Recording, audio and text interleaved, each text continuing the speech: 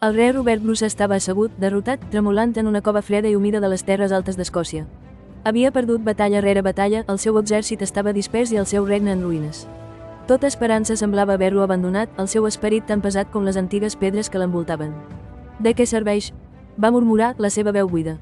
El meu poble pateix per culpa meva, sóc un fracàs total. Va mirar fixament el sostre de la cova, perdut en la desesperació. Sobre ell, una petita aranya va començar una tasca impossible. Va intentar teixir un fil delicat a través d'un ample espai fins a una llunyana cornisa de pedra.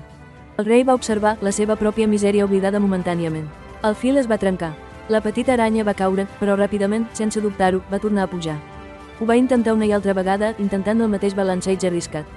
6 vegades va fracassar, cada petit fil es va trencar. Cada vegada, l'aranya simplement es va aixecar, va reunir les seves forces i ho va intentar de nou, sense renunciar mai al seu clar objectiu. El rei va observar una espurna d'alguna cosa nova encenent-se al seu cor desesperat. En el 7è intent, amb una paciència increïble, la petita aranya finalment va connectar el seu fil.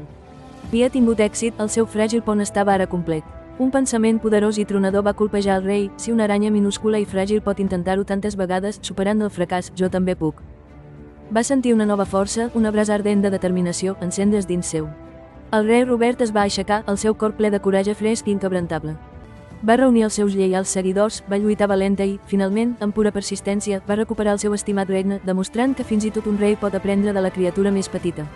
Aquesta llegendària història ensenya que caure no és el final, és simplement un pas crucial, una oportunitat per aixecar-se més fort i savi. Com l'aranya persistent, mai hem de deixar d'intentar-ho, sense importar quantes vegades caiguem. Si l'increïble viatge del rei Robert us va inspirar, subscriviu-vos a Catalanrepo per a més històries llegendàries.